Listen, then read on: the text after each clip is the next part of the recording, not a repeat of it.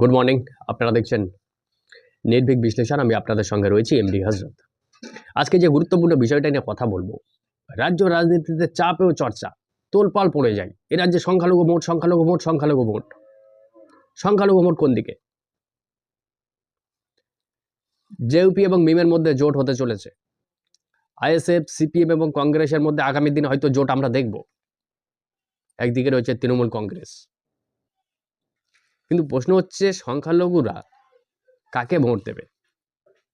সংখ্যালঘু, এ রাজ্যে সংখ্যালঘু সমাজ, বিশেষ করে মুসলিম সমাজ, কাকে ভোট দেবে এরা আগামী বিধানসভা নির্বাচনে, এবং কেন দেবে, সেটা নিয়ে আজকে বিশ্লেষণ করব।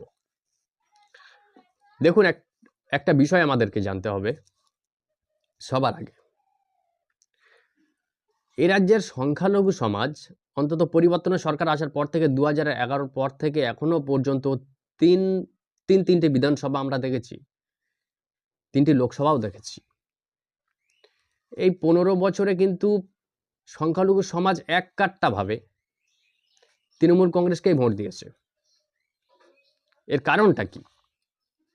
আরও বলা ভালো, যখন যখন এ রাজ্যের বিজেপির ভোট পার্সেন্টেজ একটু বাড়তে শুরু করেছে, যখন থেকে বিজেপি যখন এ রাজ্যের একটু একটু করে নিজেদের রাজনৈতিক জমি শক্ত করছে, তত বেশি এককাট্টা হয়ে সংখ্যালঘু সমাজ বিজেপির বিরুদ্ধে ফাইট দিতে পারে এমন একটা রাজনৈতিক দলকেই বেছে নিচ্ছে, আর সেটা হচ্ছে তৃণমূল কংগ্রেস।